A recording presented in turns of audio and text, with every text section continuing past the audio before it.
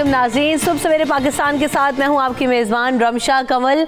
सुबह का आगाज़ हो चुका है और अच्छे तरीके से हमने अपने दिन का आगाज़ करना होता है, क्योंकि जब दिन का आगाज़ अच्छा होता है तो आपका आगे आने वाला पूरा दिन होता है वो उसके अकॉर्डिंग ही गुजरता है। जब सुबह सुबह कोई ऐसी बात हो जाए कि आपका मूड ख़राब हो जाए तो आप पूरा दिन जो है ना वो क्या कहते हैं, लाइटर फील नहीं करते, बहुत हैवी फील करते हैं, आपको कोई चीज़ अच्छी नहीं लग रही होती है। बट स्टिल अपने मूड को अच्छा रखें और ज़बरदस्त सा नाश्ता करें। आप अगर ऑफिस में मौजूद हैं तो भी जो है हमारा शो एंजॉय करें। और आज बहुत सारी हम चीज़ें लेकर आने वाले हम शो में आपके लिए। लेकिन सबसे पहले अच्छी बात शामिल करते हैं और आपको बताएं कि अक़वाम आलम की अगर बात की जाए तो ये जो इस वक्त करंट सिचुएशन है, बदल रहे हैं हालात, दुनिया के मुख्तलिफ वाक़यात हो रहे हैं, मुख्तलिफ चैलेंजेस का हमें सामना करना पड़ रहा है पूरी मुख्तलिफ अक़वाम को। ख़ास तौर पर अगर भी कोरोना वायरस की बात की जाए तो कोरोना वायरस हम देख रहे हैं कि ना सिर्फ चीन बल्कि वो निकल कर मुख्तलिफ ममालिक तक पहुँच गया है, जिसमें ईरान शामिल है, अफ़गानिस्तान शामिल है और दीगर ममालिक भी शामिल हैं। तो वही कौमें अपनी हालत बदलती हैं जो हालात और इसके तकाज़ों के मुताबिक ख़ुद को बदलना जानती हैं, उसके लिए इक़दामात करना जानती हैं। और हम कहें ना कि हम बहुत अच्छा माशरा तश्कील देना चाहते हैं, एक हेल्दी कौम बनना चाहते हैं, तो उसके लिए ज़रूरी है कि जो दुनिया में तब्दीलियाँ आ रही हैं, जो चेंजेस आ रहे हैं, उनको समझें, उनको या तो अडॉप्ट करें। अडॉप्ट नहीं करना तो उसके लिए जो भी चैलेंजेस हैं उनका मुकाबला करने के लिए तैयार रहें। तो जिद्दत होनी चाहिए ताकि कौमों की तरक्की हो, और जब कौमें तरक्की करती हैं तो मुल्क तरक्की करते हैं और दुनिया के अंदर स्टेबिलिटी आती है। और अपने रवैयों के अंदर तब्दीली लेकर आएँ ताकि हम जो अपने इर्द गिर्द भी कौमें हैं उनका मुकाबला कर सकें और ताकतों का बखूबी मुकाबला कर सकें। तो हमने और ये सिर्फ हम कौम की बात नहीं कर रहे, अपनी ज़ात के अंदर भी हमें वक्तन फ़वक्तन तब्दीलियाँ लाने की ज़रूरत होती है, क्योंकि जो चेंजेस आ रहे होते हैं आपकी ज़िंदगी के अंदर हालात और वाक़यात के मुताबिक, उसके मुताबिक अपने आप को भी तब्दील करना है। जब तक आप अपनी ज़ात को अपग्रेड नहीं करेंगे, अपने अंदर चेंजेस नहीं लेकर आएंगे, तो हम कौमों को कैसे तब्दील करने की बात करेंगे। सुबह सवेरे पाकिस्तान, सुबह सवेरे पाकिस्तान। आगे बढ़ेंगे अपने अगले सेगमेंट की तरफ और जनाब अब बात करें, जैसे कि मौसम में तब्दीली आ चुकी है और अब देख रहे हैं कि काफ़ी ज़्यादा गर्मी होती जा रही है। तो जब गर्मी का आगाज़ होता है, सीजन चेंज होता है, तो काफ़ी ज़्यादा चैलेंजेस होते हैं और सबसे बड़ा मसला होता है कि मौसम की तब्दीली के साथ साथ बहुत सारी बीमारियाँ भी तब्दील हो जाती हैं सीज़न वाइज। अभी हमने देखा कि जब ट्रांजिशन फेज़ था मौसम का तो गले ख़राब रहे, खांसियाँ होती रहीं और जो ना वो बुखार रहा, इन्फेक्शन होते रहे। अब जैसी गर्मी का आगाज़ होता है तो मच्छर वगैरह पैदा होना शुरू हो जाते हैं, तो उसकी वजह से जो डेंगू का ख़तरा है वो बढ़ना शुरू हो जाता है। तो डेंगू से बचाव कैसे मुमकिन है, बचना किस तरह से है, और डेंगू अवेयरनेस कैंपेन्स का भी जो है ना वो आगाज़ कर दिया गया, which is a very good thing. के गुज़िश्ता साल जो जाने गई 1600 के करीब उसमें पाकिस्तानी इफ़ेक्ट हुए, उसकी वजह से अब ये कहा गया कि टाइमली इस चीज़ को आगाज़ किया जाए और जो डेंगू स्प्रेज वगैरह करवाए जाते हैं उसका भी कहा जा रहा है कि फ़ौरी तौर पर वो करवाए जाएँ ताकि जो बेशतर लोग हैं उन्हें बचाया जा सके। आप खुद कैसे बच सकते हैं, एहतियाती तदाबीर क्या करनी है, और अगर किसी को डेंगू हो जाए तो क्या करना है, अपने घरों में किस तरह से मच्छरों को बचाना है, उनको आने से रोकना है, बच्चों को खास तौर पर बचाना है, सारी इन चीज़ों पर बात करेंगे। हमारे साथ मौजूद हैं डॉक्टर अयूब बेग साहब जो कि जनरल फिजिशियन है। वेलकम डॉक्टर अयूब, कैसे हैं आप? ठीक है सर। जैसे जैसे मौसम तब्दील होता है तो काफ़ी ज़्यादा चैलेंजेस होते हैं, तो अभी हम डेंगू पे बात कर रहे हैं। डेंगू ये इसका जो सीज़न है, ये फेज़ है, कब पैदा होना शुरू होता है और ज़्यादा कब जो है ना जोर पकड़ता है? जी, जैसे कि आपने अभी बड़ी अच्छी तफसील से बयान किया कि मौसम के बदलने के साथ कुछ बीमारियां बदलती हैं। तो ये डेंगू का जो ये मर्ज़ है, ये ना सर्दी ना गर्मी, जो दरमियाना मौसम या खुशगवार मौसम होता है उसमें इसकी पैदा हो जाती है। सही। सख्त गर्मी में भी डेंगू का कोई इम्कान नहीं होता और सख्त सर्दी में भी डेंगू का कोई इम्कान नहीं होता। उसकी वजह है कि इसका जो लार्वा है वो एक ख़ास टेम्परेचर पे आके जब 14 डिग्री सेंटीग्रेड से टेम्परेचर नीचे जाता है तो वो फिर ग्रो नहीं करता। सही। लेकिन हम जिस तरह देख रहे हैं आजकल टेम्परेचर जो है ना वो बढ़ना शुरू हो गया लाहौर में, और ख़ास तौर पे जो है वो अब दिन के वक्त टेम्परेचर जो है वो 26-27 तक जा रहा है, और रात भी टेम्परेचर 14 को टच कर रहा है, बाज़ का 16 भी हो जाता है। तो इसलिए इस मौसम में जो है ना वो लार्वा की ग्रोथ शुरू हो गई है। अब हमने इसी वक्त एहतियाती तदाबीर लेनी है डेंगू से बचने के लिए, और याद रखें कि डेंगू बेसिकली हर शहरी की अपनी जिम्मेदारी है डेंगू से बचना। इसमें हुकूमती एजेंसियों से ज़्यादा आवाम का और शहरियों का अपना ज़ाती किरदार बहुत है। तो कैसे बचना है? अभी हम कहते हैं ना कि बड़ी मुहिम का आगाज़ हो जाता है, स्प्रेस करवाए जाते हैं और डिफरेंट चीज़ों में, घर में कैसे अपने आप को प्रोटेक्ट करें, अपने बच्चों को प्रोटेक्ट करें? जी, इस पे यह है कि कई दफ़ा पहले भी लोगों को बताया गया है कि डेंगू साफ़ पानी का मच्छर है, गंदे पानी का मच्छर नहीं है, ये बाहर जहाँ जौहड़ है पानी का वहाँ पर डेंगू नहीं होता। ये घर के अंदर जो साफ़ पानी हमारा खड़ा होता है तो साफ़ पानी में इसका लार्वा ग्रो करता है। सही। इस मौसम में कम इम्कान होता है, लेकिन फिर भी इम्कान मौजूद होता है कि आपके घर में कोई ऐसी जगह है, कोई गमला रखा हुआ है जिसमें पानी खड़ा हुआ है, घर की छत पे जो टैंकी होती है, प्लास्टिक की टैंकी का जो ढक्कन होता है उसके ऊपर पानी खड़ा हो जाता है अगर बारिश हो, तो उसके अंदर जो है ना वो डेंगू लार्वा के मच्छर ग्रो करना शुरू कर देते हैं। तो हमें अपने घर के अंदर ऐसी कोई जगह नहीं छोड़नी चाहिए कि जिसके अंदर पानी मुस्तकिल खड़ा रहे। सही। साफ़ पानी खड़ा रहे। अच्छा, अब उसमें यहाँ पर है उसके बचने के लिए जो स्प्रे की बात की कि ये इब्तदा में जब डेंगू की ये वबा की सूरत इख्तियार कर गया था लाहौर के अंदर, उस वक्त तो स्प्रे किया गया था। लेकिन स्प्रे करना कोई एक अच्छा ऑप्शन नहीं है। अच्छा। क्योंकि स्प्रे करने के नुकसानात ज़्यादा हैं, उसके फ़ायदे कम हैं। सही। एक तो सबसे बड़ा मसला जो घर में स्प्रे कराते हैं तो उसमें जो है वो जो घर के अहले खाना हैं उनको दमे की बीमारी हो जाती है, उनको खांसी का मसला हो जाता है, तो घर के अंदर स्प्रे बिल्कुल नहीं कराना चाहिए। और अगर आप अपनी कम्युनिटी में या अपने जो शहर है, पार्क हैं, उसमें स्प्रे करते हैं तो उसको स्प्रे करने से बहुत से ऐसे कीमती हशरात है, जैसे तितलियां हैं, वो भी मर जाती हैं। अच्छा। तो लिहाजा ये कोई अच्छी ऑप्शन नहीं है स्प्रे करना। ऑप्शन यही है कि हर शहरी अपने घर के अंदर एहतियात रखे। अच्छा, जो नॉर्मल मॉस्किटो रिपेलेंट्स आते हैं वो आप इस्तेमाल कर सकते हैं, उससे भाग जाता है ये मच्छर या नहीं जाता? जी हाँ, मॉस्को रिपेलेंट बिल्कुल इस्तेमाल कर सकते हैं, उसको इस्तेमाल करने में कोई हर्ज नहीं है। वो रात को सोते, ख़ास तौर पे ये मच्छर जो है ना फजर और मगरिब के टाइम काटता है, तो उस वक्त जो है ना आप अपने जिस्म पे ये जो रिपेलेंट यूज़ कर सकते हैं। उसमें भी वो ऐसा रिपेलेंट यूज़ करें, अच्छे रिपेलेंट आ रहे हैं कि जिसमें लोशन टाइप होते हैं, जिस्म पे खुश्की भी नहीं होती है, उनके अंदर खुशबू भी होती है, और उनका इस्तेमाल भी बहुत आसान होता है, और ये सबसे अच्छी ऑप्शन है। सही। क्योंकि इसके अलावा आप जितनी बच्चों वगैरह के भी आप लगा सकते हैं, बच्चों को नुकसान तो नहीं करते, बिल्कुल किसी किस्म का कोई नुकसान नहीं है। लेकिन वो जो स्प्रे यूज़ करते हैं आप, और ख़ास तौर पे एक और चीज़ है हमारे जो है ना वो कॉइल यूज़ की जाती है, जलेबी जिसे आम ज़बान में कहते हैं, तो मच्छरों से बचने के लिए जलेबी इस्तेमाल करते हैं, और वो जलेबी से मच्छर तो भाग जाते हैं, लेकिन आप याद रखें कि वो इस धुआं इतना ख़तरनाक है कि मच्छर जो है उसे भाग जाते हैं, तो इंसान के लिए धुआं कितना ख़तरनाक होगा। सही बात है।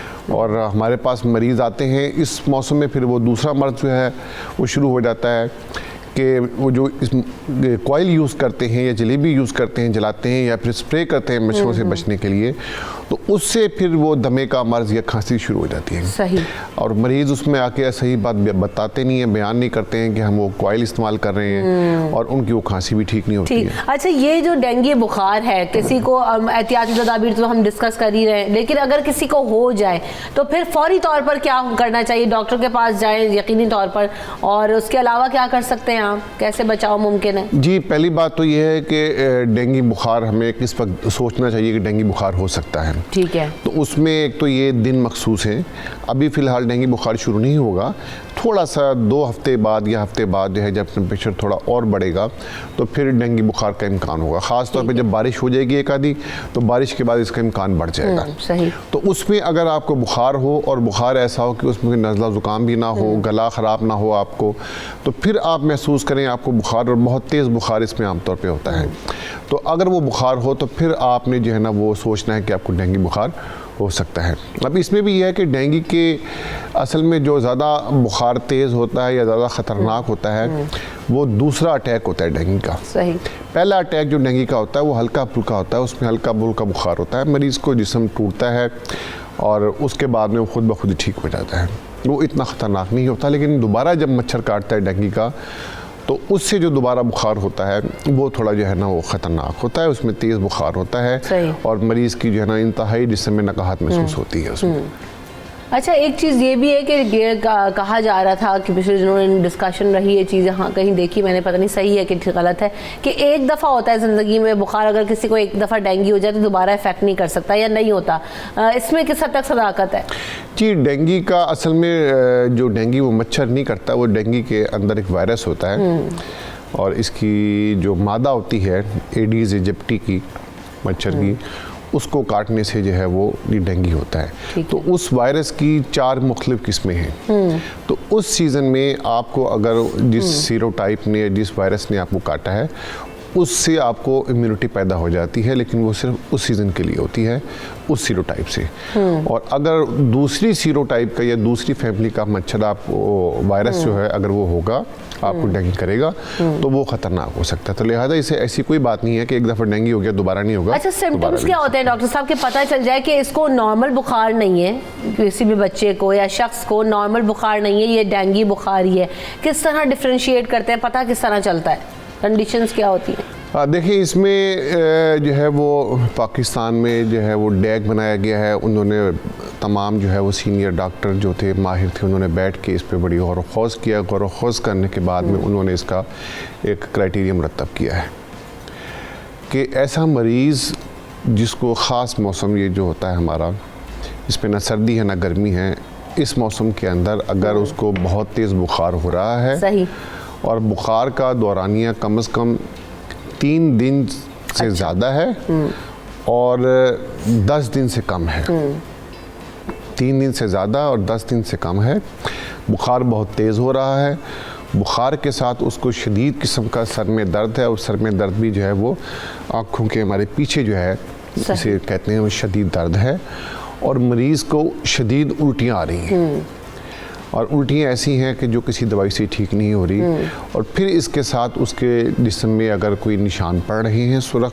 बारीक बारीक जिस तरह पिन का जिस तरह लगाते हैं ना, इस तरह के निशान पड़ रहे हैं, या उसको अगर खून आ रहा है उल्टी के साथ या किसी उसके साथ, तो उस मरीज़ में जो है ना वो डेंगू होने का इम्कान ज़्यादा होता है। सही। अच्छा डॉक्टर साहब, एक और चीज़ होती है कि अगर कोई बीमारी होती है और जैसे हम सीजन चेंज होने की बात करते हैं तो मुख्तलिफ जो है ना वो वैक्सीन लगा दी जाती हैं ताकि बीमारियों से बचा जा सके। अभी तक डेंगू के लिए कोई वैक्सीनेशन आप करवा सकते हैं या बचने का? डेंगू की वैक्सीन जो है वो इंटरनेशनल लेवल पे इजाद हो गई है। ठीक है। पाकिस्तान में अवेलेबल नहीं है। ठीक है। लेकिन वो डेंगू की वैक्सीन खासी महंगी वैक्सीन है। सही। तो बजाय इसके कि हम वैक्सीन की तरफ जाए, हम अगर थोड़ी सी बात कर ले तो मेरा नहीं ख्याल कि इसमें वैक्सीन की ज़रूरत है। Thank you so much doctor Ayub साहब, आप हमारे साथ मौजूद थे। और यकीनी तौर पर बचाव करना ज़्यादा बेहतर है। आप एहतियाती तदाबीर करते हुए मुख्तलिफ बीमारियों से बच सकते हैं और ख़ास तौर पर अपने घर को प्रोटेक्ट करके रखें, क्योंकि जो है ना आप उसके ज़िम्मेदार हैं, आप निगहबान हैं, और साथ साथ हुकूमत की भी जिम्मेदारी है कि वो जो है ना माहौल को साफ़ सुथरा बनाए।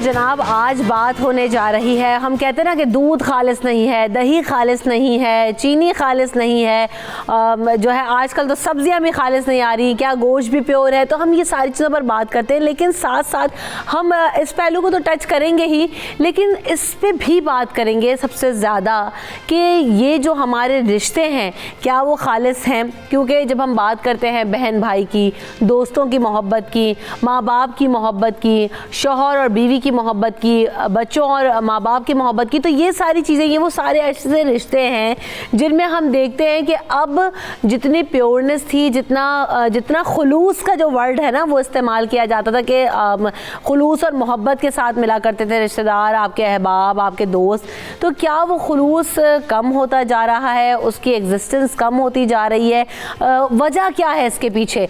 तो हम इन तमाम चीज़ों पर आज बात करने की कोशिश करेंगे, क्योंकि हम अक्सर देख रहे होते हैं कि हम अपने रिश्तेदारों वालों से मिल रहे होते हैं, उनसे तकरीबों में, इवेंट्स के ऊपर जाते हैं, लेकिन बड़ा जो है ना वो सटल सा और वो बस एक रवैया होता है कि हाँ मिल ली, हाँ वो हो गई, लेकिन हमारे दिल जो है ना वो साफ़ नहीं होते, प्योर नहीं थे, पीछे वो बंदा मुड़ता नहीं कि हमारा पहला कमेंट आ जाता है कि देखा वो कैसा। तो हम सबसे ज़्यादा जो है वो इन चीज़ों में पड़े हुए हैं, हमारी जो मोहब्बतें हैं वो और जो रवैये हैं वो तब्दील हो गए। वजह इसके पीछे क्या है जानने की कोशिश करेंगे। हमारे साथ जो मेहमान मौजूद है उनका तारुफ आपसे कराएं। बीना गोइंदी हमें ज्वाइन कर रही हैं, उनको वेलकम करते हैं शो में। साथ साथ नौशाबा मन्नान हमारे साथ मौजूद है, माहिर नफ्सियात हैं, बीना मुसन्निफ़ा हैं, अदीबा हैं, एंड अगेन सोशल इशूज़ और वो सारी सोसाइटी जो है ना वो बड़ी क्लोजली नज़र रखती हैं सारी चीज़ों पे। तो हम जब बात करते हैं बीना रिश्तों के खालिस होने की, क्या वजह है कि रिश्ते खालिस नहीं रहे हैं? वो जो मोहब्बतें थीं, वो जो खुलूस था, वो एक चार्म था, चाचा से मिलने का, मामू से मिलने का, खाला के पास जाने का, ये तो फिर अब से पहले इन रिश्तों पे बात करते हैं, फिर बिल्कुल ब्लड जो रिलेटिव्स हैं उन पे भी आएंगे। जी बिल्कुल, ये अस्सलाम वालेकुम। सबसे पहले तो मैं ये समझती हूँ कि आप जिस तरह के टॉपिक्स को ले रहे हैं, अगर हम थोड़ा सा अपने अंदर भी झांके ना तो हमें ये पता चलता है कि हमारे साथ लॉयल्टीज़ जब मुश्किल वक्त आता है तो किस तरह, चूँकि जो अच्छा वक्त है उसमें सब अपने होते हैं, लेकिन जब थोड़ा सा बुरा वक्त आता है तो वो एक्चुअली आपके ऊपर बुरा नहीं आता, वो आपकी अवेयरनेस पता चल जाती है कि who is pure with you, कि आपके साथ है कौन। क्योंकि ये एक सबसे पहला ये मैं इसलिए कह रही हूँ कि हमें हमेशा जब किसी के साथ कोई मुश्किल वक्त आता है तो ज़रूर खड़े होना चाहिए, ये तो होना चाहिए, लेकिन हो नहीं रहा, ऐसा हो नहीं रहा। अब ये देखें, इससे ज़्यादा खूबसूरत रिश्ते क्या होंगे। दोस्ती के रिश्ते को कहते थे कि दोस्त, मैं इसके ऊपर बल्कि अपने कुछ अशार भी सुनाऊंगी आपको, क्योंकि हम उसी से शुरू करेंगे कि, लेकिन मैं ये समझती हूँ कि हमारी आज के दौर में जो एक बहुत गहमा गहमी ज़िंदगी में आ गई, उसमें हमने अपने आप को हर चीज़ को फ़ायदे के साथ मुंसलिक कर दिया। यानी हम ये समझते हैं हमें इससे मिलने का क्या फ़ायदा होगा, हमारे अंदर वो खलूस और अच्छा अब देखें, फ़ायदा जब हम खुद सोचते हैं कि हम निकालेंगे, यूँ नहीं होता, फ़ायदा तो हो जाना होता है। यानी आप खुदा के ऊपर हमारा एक यकीन तयक्कुन हमारा कमज़ोर हो गया, और अपने ऊपर जब खुदा के ऊपर कम हुआ तो यकीन माने आपका अपने ऊपर वो तयक्कुन की जो रेशो है या वो जो आप सिचुएशन है, ये ग्रेविटी है, आपको अपने ऊपर यकीन कम हो गया। अच्छा, जब हम समझते हैं मैं आपके लिए एक रास्ता खोलूँगी या अपने बहन भाई के लिए एक रास्ता खोलूँगी, हम तो इसका मतलब है कि आपने अपने लिए रास्ते खोले। चूँकि इशफाक साहब एक बात कहा करते थे, वो कहते थे कि किसी कोई बहन भाई कोई नाराज़ हो जाए ना तो उसमें आप उतनी देर तक नाराज़ ज़रूर रहें, घंटा 2 घंटे 3 घंटे, चूँकि बाद में फिर आपके ऊपर बोझ पड़ना शुरू हो जाता है। अच्छा, वो चूँकि you are always on a defending that point, क्योंकि ये एक बड़ी एक मतलब आपके अपने दिल के ऊपर बोझ पड़ता है। अच्छा, इससे पहले इसका एक ये फ़ायदा हमें अपने आप से होता है, तो इसलिए हमारे पास जो रिश्ते नाराज़ होते हैं उनको थोड़ा सा अपने तौर पे उनको माफ़ करने से मतलब ये हो जाता है कि आपने अपने ऊपर रहम किया। सही। तो ये एक तो बात ये होगी। अच्छा, इसकी वजह क्या है, ये क्यों हो गया, हमें पहला सवाल ये, और फिर हम इसके हल की तरफ भी आएंगे। बिल्कुल ऐसे ही। पहली बात ये है कि इसलिए चूँकि हम हर रिश्ते को ये समझते हैं कि इस वक्त हम इससे कितना ग्राइंड एक्सेस कर सकते हैं, कि हम इससे कितना फ़ायदा ले सकते हैं। ऐसे ही है, बिल्कुल ऐसे, मतलब अब फ्रेंड हो, सबसे पहले हमारी सहेलियाँ हैं, हमारे दोस्त अहबाब हैं, हम ये समझते हैं ये स्टेटस हमारे स्टेटस को हो गए हम लोग कि ये हमारे मिलने के नहीं है। अब कोई पता नहीं कि आपकी ज़हनी हम आंगी उन लोगों से हो जाए जो हमारे से शायद पैसे में कम हो या शायद पैसे से ऊंचे भी हो, क्योंकि हमने दौलत को, मटेरियल चीज़ों को अपनी ज़िंदगी में सबसे बड़ा जिसे कहते हैं ना वो मुहिब बना वो जो आप बात करिए भी ना, मेरे ख्याल से तो अब हम शायद वो माइंड मैचिंग होने की तरफ तो जाते ही नहीं है। स्टेटस मैच होता है तो जी हम कहते हैं सब चीज़ें एडजस्टेबल है, वो सब हो जाता है। तो नौशाबा, ये जो हमारे रवैये हैं, ये जो हम खुलूस मोहब्बत की बात करते हैं, ये इनके कम हो जाने की, इनके दूर परे रह जाने की वजह क्या है? बिस्मिल्लाहिर्रहमानिर्रहीम। शुक्रिया रमशा आपके मधु करने का, हमेशा की तरह बहुत अच्छा टॉपिक पे जो हम बात कर रहे थे, शुरू में मैं देख रही थी कि हम कह रहे थे कि आर्टिफिशियलिटी की तरफ जा रहे हैं, ये दुनिया मसनूई होती जा रही है, चाहे वो खाने की अशिया है, चाहे वो रिश्ते हैं, चाहे वो हमारे इमोशंस है, हमारे जज्बात जैसे। आप देखें कि थोड़ा सा हम इसको इस तरह स्टार्ट करते हैं, एक नेचुरल वर्ल्ड है जो अल्लाह ने बनाया है, सूरज निकलता है, चाँद निकलता है, फिर गरूब होता है, एक परिंदों की दुनिया है, एक जंगल में जानवरों की दुनिया है, समंदर के नीचे दुनिया है। इंसानों की जो दुनिया है ना, वो जो आर्टिफिशियल वर्ल्ड जो आहिस्ता आहिस्ता हम जा रहे हैं, जिसमें डिस्क्रिमिनेशन है, तफरकाबाजी है, जिसमें जेलसी है, जिसमें पॉलिटिक्स है, जिसके अंदर क्राइम्स हैं, जिसके अंदर पोल्यूशन है, जिसके अंदर ये जो नई नई बीमारियां और वायरसेस, हमारे जैसे जैसे इंसान तरक्की करता गया और जो माशरा तरक्की करता गया, हमारे हाथों में इंटरनेट की शक्ल के अंदर, मीडिया की शक्ल के अंदर, आप कह लें कि जितने फासले हमारे कम होते गए, हम अकेला होता गया। अब उसको जो एक्सेप्टेंस है, हमें ये समझने की ज़रूरत है। हम इसको थोड़ा सा टॉपिक को वसी करके देखेंगे। हमें जो एक्सेप्टेंस है, हमने मास्क पहन लिए, वो मास्क हम सब ने पहन लिए जो सोसाइटी हमें देखना चाहती थी। आप देखें, हमारी बच्चियों ने अपने ऑर्गन्स को ट्रांसप्लांट करने शुरू कर दिए, प्लास्टिक सर्जरियां शुरू हो गई, क्योंकि हमें एक्सेप्टेंस सोसाइटी से चाहिए थी। हमें आप देखें कि इंसान नकली तो क्या, हमें जो खासकर इंटरपर्सनल एक्सेप्टेंस बच्चियों को अपने जो स्पाउसेस है या अपने जो शरीके हयात है उनसे एक्सेप्टेंस के लिए, क्योंकि जब वो आती है तो ज़ाहिर सोशल एंग्जाइटी की शक्ल इख्तियार कर जाती है, वो जेलसी की शक्ल इख्तियार कर जाती है, सेल्फ इस्टीम उनका लो हो जाता है जब वो देखती हैं कि हमने एक मॉडल्स की शक्ल में दुनिया में खूबसूरती के भी स्टैंडर्ड रख दिए। इमोशंस आप देखें कि जिस वक्त हम बेशक हम पीछे रो रहे हैं, लेकिन जब हम मैसेज कर रहे हैं तो हम एक स्माइल भेज रहे हैं। सही बात है। तो इस किस्म के जो मामला, फिर खाना आप देख लें, इवन आप खाना घर में भूख है, आपने अपने जो स्टेटस है उसके ऊपर इंस्टाग्राम की शक्ल में आपने अपने देखें, खुदारा रुक जाए, खुदा का वास्ता आप जिधर हमारी सोसाइटी, बाकी बातें तो आप छोड़ दें, सच्चाई जेन्युइन आप होंगे ना तो आपको जेन्युइन ही लोग मिलेंगे। जब आप मास्क अपना उतारेंगे ना तो जो शख्स आपके पास बैठेगा, चाहे वो आपका दोस्त है, चाहे वो आपका रिश्तेदार है, तो वो भी आपके साथ कंफर्टेबल होगा, क्योंकि आप खुद जेन्युइन है। आपका सेल्फ, आपको एक्सेप्टेंस नहीं चाहिए, आप जजमेंटल नहीं होंगे, आप किसी की सेल्फ एस्टीम लो नहीं करेंगे। अच्छा नौशाबा, होना चाहेंगे, ये तो हमने अपनी सेल्फ एवेल्युएशन हम ये बात कर रहे हैं ना कि चलें रिश्तेदार, दोस्त, अब उस पहलू पर भी आते हैं। मैं चाहूँगी पहले आप ही ज़रा उस पर गुफ्तगू करें कि अब अगर हम माँ बाप की बात करें ना तो पहले बड़ा, मैं इसको बिल्कुल भी जो है ना वो क्रिटिसाइज़ नहीं करूँगी, मैं खुद एक माँ हूँ, मुझे पता है कि कितना खुलूस, कितनी मोहब्बत आप अपनी औलाद से करते हैं, बट स्टिल हम हमेशा केसेस की बात करते हैं, हम हमेशा जो सोसाइटी में चीज़ें ऑब्ज़र्व कर रहे होते हैं, मुख्तलिफ लोगों को देख रहे थे, उसकी बात करते हैं, किसी पर्टिकुलर हम शख्स की सिचुएशंस की बात नहीं करते। हमने अक्सर जगहों पर ये देखा है कि नौशाबा, जो वालिदैन हैं वो भी अब बहुत ज़्यादा डिमांडिंग हो चुके हैं अपने बच्चों को लेकर के।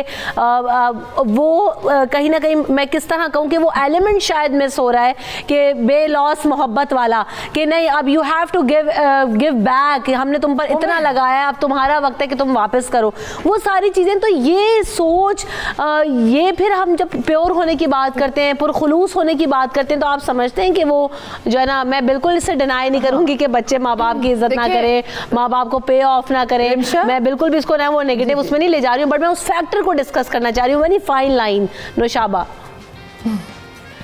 जी, रिमशा जी देखिए रिमशा, जैसे मेरी बात सुने, आप बिजनेस कर रहे हैं, मटीरियलाइज्ड, मैंने शुरू में कह दिया था बिजनेस सोसाइटी कर रही है, बिजनेस रिश्तों में भी हो गया है। पहले बिजनेस होता था वक्त, आप अपना वक्त देते थे, आप अपनी रिस्पेक्ट देते थे बच्चों को। अभी आप कर रहे हैं बिजनेस, आप सारा दिन कमा रहे हैं, क्योंकि सोसाइटी में आपको वो घर चाहिए, वो गाड़ी चाहिए, वो मोबाइल चाहिए। स्कूल्स भी आपने उधर डालना है जिधर आपके सो कॉल्ड स्टेटस सिंबल, कुछ हमारे स्कूल्स हैं जिसमें एथिक्स की कई सिरे से बात ही नहीं हो रही। तो जब आप बच्चों के साथ बिजनेस करेंगे तो बिजनेस में लॉस कोई भी नहीं देखता, वो फिर आपसे कहेंगे ओ मैंने तुम पर इतना पैसा लगाया तो मुझे इन रिटर्न दो।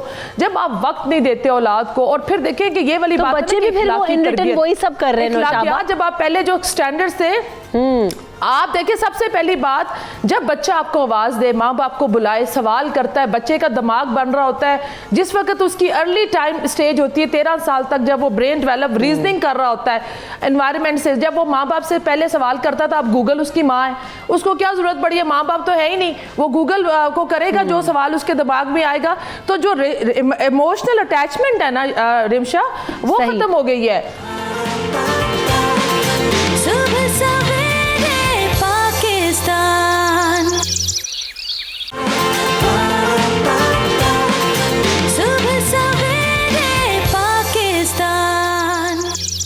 इमोशनल डिटैचमेंट की वजह से सब कुछ हो रहा है बीना। आप हाँ ये आप बहुत अच्छी, आपने इस क्वेश्चन बहुत अच्छा किया। एक्चुअली हम लोग आजकल के ग्लोबलाइज विलेज में अपनी तरफ से, क्योंकि एक तो हमने इंटेंशनली, कुछ तो हमारे ऊपर पीयर प्रेशर्स हैं, I do understand this thing कि हम इस माहौल में, अच्छा इस माहौल में जीना कैसे है, सही, मतलब अब असल सवाल यहाँ से पैदा होता है। हम अपने बच्चों को भी कमोडिटीज समझ लेते हैं, हम उनको कमोडिटीज समझ के डील करते हैं। मैं इसलिए मैं कह रही हूँ कि हमारा अपने ऊपर यकीन नहीं है। पहले ये कहते थे स्कूल का भी असर है, लेकिन ये किस घराने से आया है।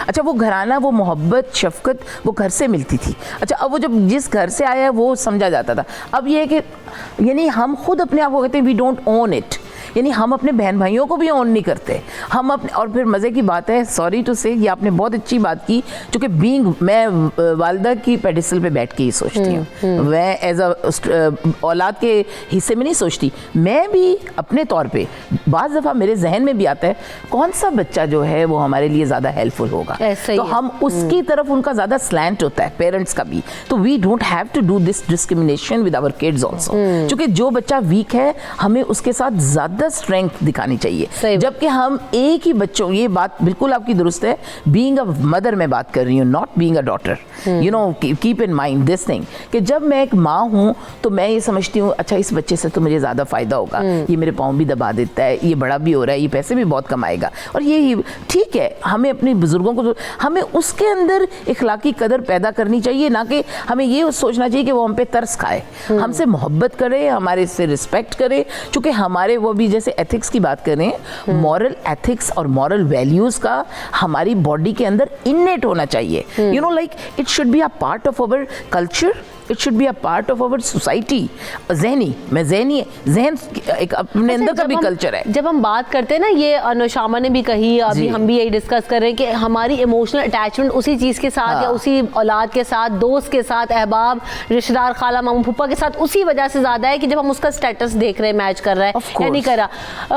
आप समझती हैं कि किसी हद तक ये जो हमारी एंजाइटी है सोसाइटी के अंदर, ये हमारे अंदर के जो है ना वो इस तरह किसी कैफियत, मुश्किलात जो हमारी बड़ी हो, इन्हीं की वजह से बन रही है, खुलूस नहीं है, मोहब्बत नहीं है, हम बस चीज़ों की दौड़ में भाग रहे हैं। मसाइल क्या पैदा होते हैं? ये देखिए, मैं एक शेर है, सदा वफाओं के असबाब नहीं मिलते, सदा वफाओं के असबाब नहीं मिलते, इश्क में पहले से आदाब नहीं मिलते। क्या बात। तो ये बात है कि ये जो इश्क में पहले से आदाब, अच्छा मज़े की बात है, हमने इश्क पे भी प्रोग्राम किए। आपका ये मैं समझती हूँ इस लिहाज से आपका प्रोग्राम, मैं मॉर्निंग शोज़ में कभी भी आने के हक में नहीं थी, लेकिन चूँकि you are raising a lot of ethical moral values in, यानी आप इसको एक्सेल करती हैं, और इस वजह से मैं इस प्रोग्राम को आई रियली लाइक इट, और इसमें हमें ये करना चाहिए क्योंकि यही हमारी ज़रूरत है। आप यकीन माने कितने लोग हमारी ये बात सुनते हैं, मैं खुद maybe I am learning myself, I am going through a life process to, क्योंकि हम चेंजेस की वजह से वो अब जब बहुत सारी बातें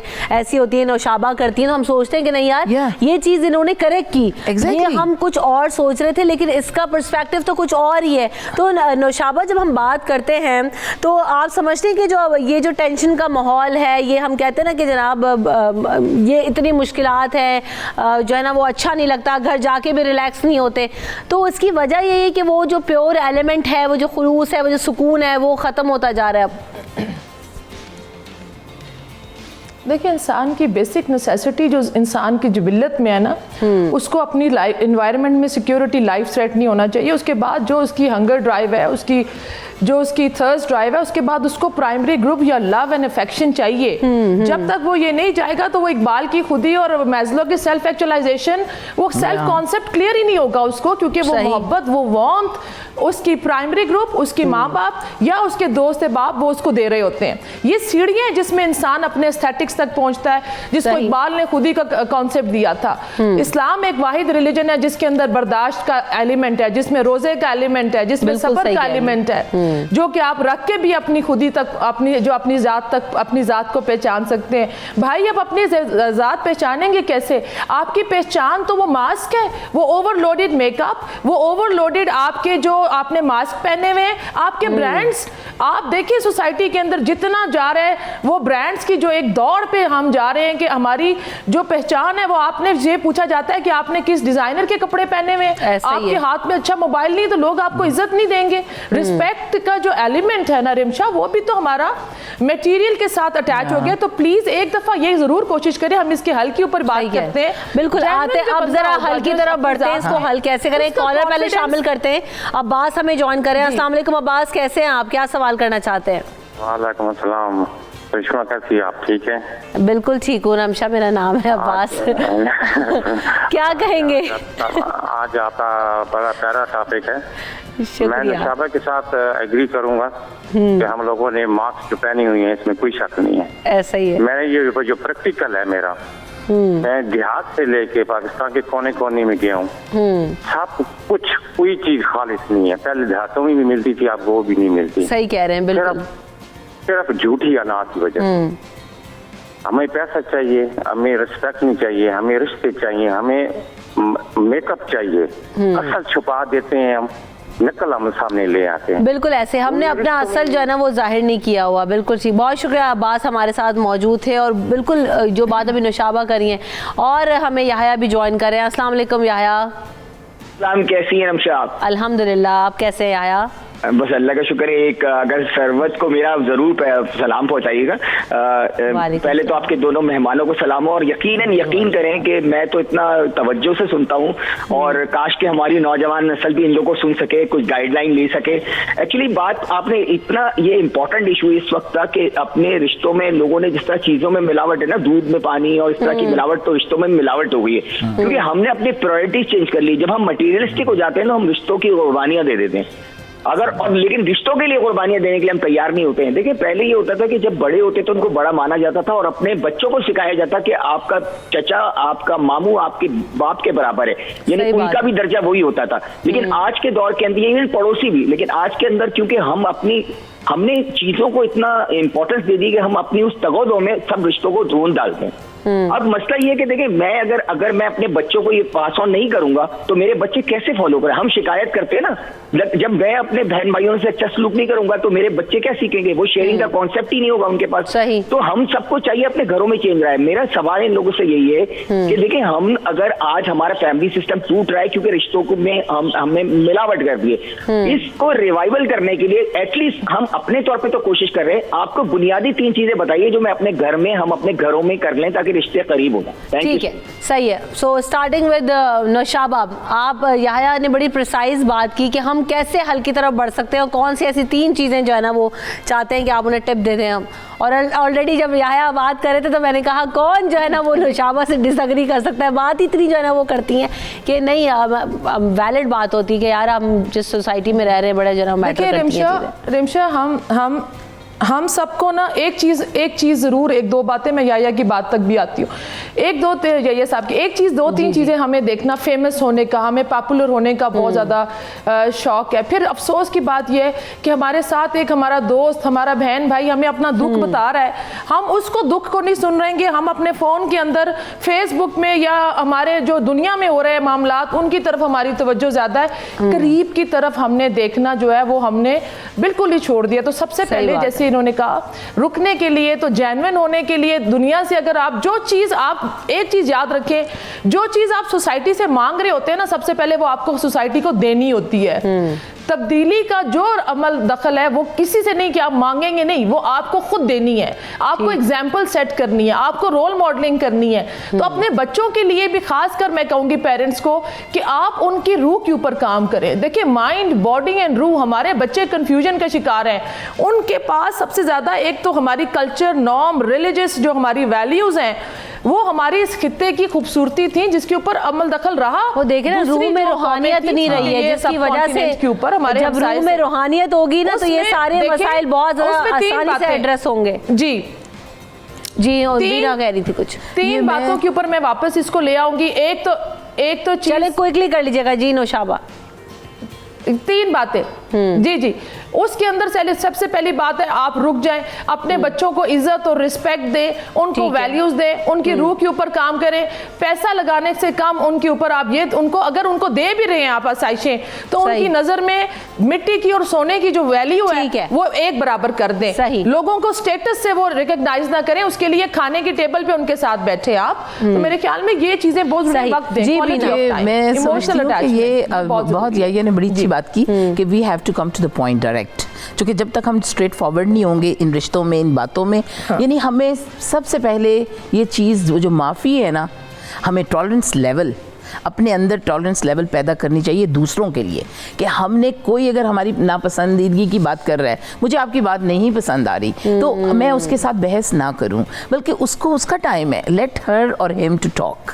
उसको कहें ठीक है, आपको ये रवैये पसंद है, आप यूँ रहिए, लेकिन मेरा ये लाइफस्टाइल है, मैं इसे अपने तक। लेकिन हम तो सुनना बर्दाश्त नहीं करते, रहने की बात तो या उनको देखने की बात तो हम समझते हैं कि जो मैं हूँ, हम जजमेंटल होते हैं उनकी हर गुफ्तगू का, हर बात का, उनके हर एक्शन का। अब जब देखें, आपके पाँव के जूते का साइज़ डिफरेंट है, मेरे पाँव के जूते का साइज़, अब मैं 9 साइज़ या 8 साइज़ जूता नहीं पहन सकती, अब मुझे अगर 6 या 7 साइज़ आएगा मैंने वही पहनना है। इसी तरह हमारी मेंटल डिस्कोर्स डिफरेंट है। और जहाँ तक बच्चों की बात है, चूँकि बच्चों से हम इसलिए करते हैं, दे आर द यूथ, बच्चों से मुराद ये नहीं है हर वालिदैन के लिए उनकी औलाद जितने बरस का भी वो बच्चा है, लेकिन जो एक ग्रोथ हो रही है जिन नौजवानों की, उनके साथ हमारे साथ एक ज़रूर ये रिलेशनशिप के अंदर रहने के लिए मस्ट है कि उनको हम मोहब्बत और प्यार, उनकी बात सुने। अच्छा, एक तो ये बात, लेकिन अब ये जो बहन भाई जब बड़े हो जाते हैं, जब हम रिश्ते बड़े हो जाते हैं, फिर हम बांट लेते हैं। मिसाल के तौर पे हम 6 बहन भाई हैं, मिसाल के तौर पे मैं हूँ, मैं भी, अब हम देख लेते हैं मुझे इस बहन भाई से कितना फायदा है, ये ज्यादा प्रिटियर है, ये ज्यादा स्पोकन है, फिर उसमें हम बर्दाश्त भी नहीं करते किसी की तरक्की। खत्म हो गया, बिल्कुल सही कह रहे हैं कि हमसे एक तो बर्दाश्त नहीं होता, हम कॉम्प्लेक्सेस में खुद चले जा, हम स्टेटस दे के मोहब्बतें करते हैं, रिश्ते बनाते हैं, हमें इन सब से निकलना। और बड़ी मुझे तो लगता है कि आज का लुब्बे लुबाब हम इस डिस्कशन का शायद रखें कि बच्चों की रूह में रूहानियत पैदा करें, मोहब्बत उनसे करें, उनसे कम्युनिकेट करें, तो ये सारे मसाइल यकीनी तौर पर हद कम होंगे। वक्त ही नहीं बचा, वरना मुझे आप फिर सुनाएं। ब्रेक लेके वापस आएंगे, हमारे साथ रहिएगा।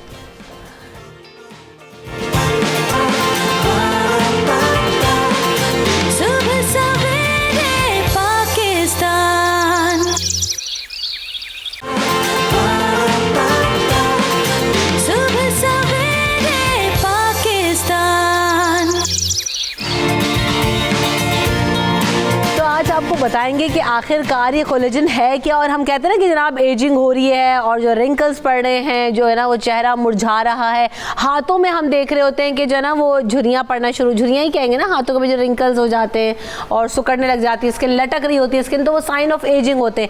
ये सारी चीज़ें होती क्यों हैं और इसका किरदार जो कोलेजन है उसका जो है ना वो बहुत ज़्यादा किरदार मैटर करता है कि उसकी अगर कमी हो जाती है बॉडी के अंदर तो आपकी बॉडी श्रिंक होना शुरू हो जाती है। और ये जो हमारे साथ कॉस्मेटोलॉजिस्ट, डर्मेटोलॉजिस्ट है, वो एक्सपर्ट्स हैं, वो आपको ज़्यादा बताएंगे कि आखिर होता क्या है। और फिर हम देख रहे हैं कि कोलेजन का इंटेक किन चीज़ों से हमें मिल सकता है, किन चीज़ों में कोलेजन होता है कि हम अपनी डाइट में ले सकते हैं। और बहुत सारी चीज़ें हम ये भी हैं कि जो एक्सटर्नल इंटेक है वो दिया जा रहा है, मेरे ख्याल से लिक्विड फॉर्म में या किस फॉर्म में, बात करते हैं। डॉक्टर अली काज़मी हमारे साथ मौजूद हैं, डर्मेटोलॉजिस्ट हैं। डॉक्टर सानिया जावेद हमें ज्वाइन कर रही हैं, कॉस्मेटोलॉजिस्ट हैं। और साथ साथ डॉक्टर सोबिया ज्वाइन कर रही हैं जो कि न्यूट्रिशनिस्ट हैं।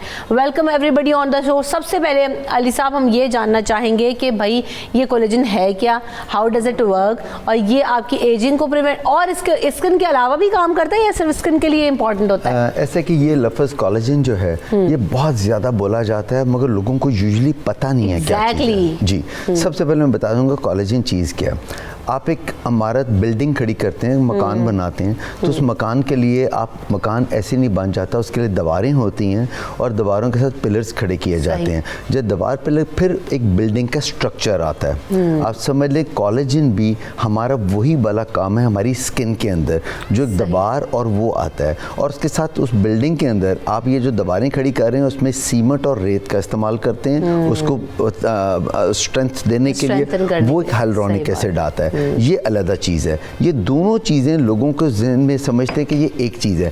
कोलेजन एक वो चीज़ है कि जिसने एक फाइबर्स है जिसने एक स्ट्रक्चर खड़ा करना है, और हाइलुरोनिक एसिड वो चीज़ है जिसने उसको स्टेबिलिटी देनी है, वाटर की एब्जॉर्ब करके। दोनों चीज़ें बॉडी प्रोड्यूस कर रही हैं। ये दोनों चीज़ें कहाँ प्रेजेंट होती हैं? कोलेजन जो है, अब हम मेन कोलेजन की बात कर रहे हैं। कोलेजन हमारी 3 तहें होती हैं हमारी जल्द की, एपिडर्मिस, डर्मिस और सबक्यूटेनियस टिश्यू। जो मिडल लेयर है डर्मिस की, वो बना रहे हैं, उसको कहते हैं connective tissue, medically connective tissue. Connective tissue जिसमें बहुत चीज़ों का बना होता है, जिसने कनेक्ट किया होता है, स्किन को एक स्टेबिलिटी दी होती है। ये जो कोलेजन है ये वो प्रोड्यूस वहाँ हो रहा होता है, फाइब्रोब्लास्ट सेल्स हमारे होते हैं जो प्रोड्यूस कर रहे होते हैं कोलेजन, और वो स्टेबिलिटी दे रहे होते हैं स्किन को। ये बॉडी के अंदर से डेवलप होता है, बॉडी के अंदर से स्टार्ट होता है और वहाँ पर स्टेबिलिटी मिल रही होती है। तो ये तो हो गया कि कोलेजन चीज़ क्या है, कौन सी लेयर के अंदर है। हमारी एक फाइबर्स हैं समझें कि जिन्होंने स्किन को टॉट रखा हुआ है, बिल्डिंग को इन्होंने अपनी जगह मजबूत रखा हुआ है। आहिस्ता आहिस्ता वक्त के साथ, एज के साथ ये बिल्डिंग हल्की होती जाती है, जिससे क्या होता है 3 रीजंस हैं जो डिस्टॉर्ट करते हैं। आपने कहा ना रिंकल्स पड़ते हैं, झुर्रियाँ पड़ती हैं, ये कोलेजन की डिस्टॉर्शन हो जाती है, कोलेजन का टूट फूट शुरू हो जाता है। और इसके 3 चीज़ें हैं, जस्ट ब्रीफली बताना चाहूँगा।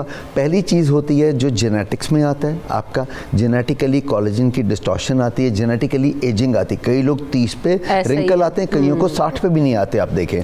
सेकंड चीज़ आती है धूप के साथ, जो सन रेज हैं ये डैमेजिंग होती हैं, इसमें जो ए रेज हैं ये कोलेजन डैमेज कर रही होती हैं। तो बहुत ज़्यादा जो लोग सारा दिन धूपों में फिरते हैं उनसे कोलेजन डैमेज होता है। और थर्ड जो इंपॉर्टेंट चीज़ है, बाकी तो बहुत रीजंस हैं, दैट इज स्ट्रेस।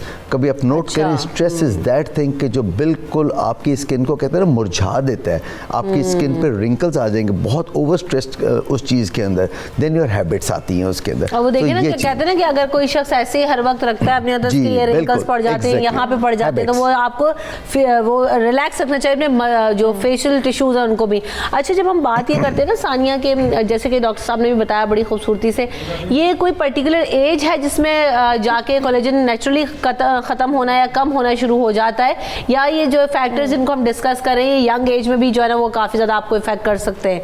अच्छा, मेरा जो इसको डिवाइड करने का तरीका है, जो कोलेजन रिडक्शन, जो कोलेजन कम होने का है, मैं इनको 2 में डिवाइड करती हूँ। कुछ इंट्रिंसिक फैक्टर्स हैं जो एज के साथ आते हैं, टाइम के साथ आते हैं, और वो तो नेचुरल हैं। 40 साल 50 साल जिस वक्त हम 20 हिट करते हैं, 20 ईयर्स के होते हैं, तो एजिंग साइंस स्टार्ट हो जाते हैं। ठीक है। और ये with the passage of time बढ़ते चले जाते हैं। फिर एक टाइम ये आता है 30-40 पे जाके कि कोलेजन की प्रोडक्शन हमारी डेली रिक्वायरमेंट से मीट करना कम हो जाती है और वो आहिस्ता आहिस्ता रिड्यूस हो जाती है, जिससे एजिंग साइंस आहिस्ता आहिस्ता बढ़ते चले जाते हैं। अब ये इंट्रिंसिक फैक्टर तो नेचुरल चीज़ है, लेकिन जो चीज़ एक्सट्रिंसिक है, जो बाहर के एक्सटर्नल फैक्टर्स हैं, उसमें UV radiation, sunlight exposure pre mature ageing करता है। स्ट्रेस अगेन जो सर ने जैसे बताया सबसे बड़ा फैक्टर, और इससे भी बड़ा फैक्टर एक है स्मोकिंग का। स्मोकिंग सबसे ज़्यादा एजिंग प्रोड्यूस करता है। अब कई लोग ये सोचते होंगे कि मैं तो स्मोकिंग नहीं करता, लेकिन आपके साथ बैठा हुआ बंदा अगर कोई स्मोकिंग कर रहा है तो वो पैसिव स्मोकिंग है, और उसके भी साइड इफ़ेक्ट्स उसी तरह के हैं, बल्कि उससे भी ज़्यादा ख़तरनाक हैं जो फर्स्ट हैंड स्मोकिंग के होते हैं। तो ये सारी चीज़ें मिल के जो हैं कोलेजन की प्रोडक्शन को रिड्यूस करती हैं और जल्दी ले आती हैं। इंट्रिंसिक में डेफिनेटली लेट एज में जाके होता है, जैसे एक एजिंग प्रोसेस है, जबकि एक्सट्रिंसिक फैक्टर की वजह से जल्दी एजिंग प्रोसेस शुरू हो जाता है। अब जो साइंस में जो एक स्टडी हुई थी, जिसमें लास्ट ईयर मैं एक कॉन्फ्रेंस अटेंड की, जिसमें उन्होंने एक अवार्ड विन किया था और फर्स्ट प्राइज़ विन किया था इसके ऊपर कोलेजन स्टडी पे, तो उसमें उन्होंने एक चीज़ बड़ी प्यारी मेंशन की थी कि जैसे जैसे साल उम्र के बढ़ते हैं, हर साल 1% डिप्लीशन, 1% कोलेजन की रिडक्शन शुरू हो जाती है आपकी बॉडी से। तो ऑब्वियसली जैसे जैसे आपकी एज के साल बढ़ते जाएंगे उसी तरह से कोलेजन कम होता जाएगा। तो उसको मीट करने के लिए कई अब मार्केट में चीज़ें आ चुकी हैं, नेचुरल सोर्सेज भी हैं, लेकिन ऑब्वियसली उस तरह से मीट नहीं कर पाते। अच्छा, तो पहले नेचुरल सोर्सेज को डिस्कस करते हैं और फिर ज़रा पूछेंगे कि और किस तरीके से जो है ना वो ट्रीटमेंट्स हो रहे हैं बाकायदा तौर पर, ड्रिंक्स हैं और बहुत सारी चीज़ें, तो कैसे ले सकते हैं।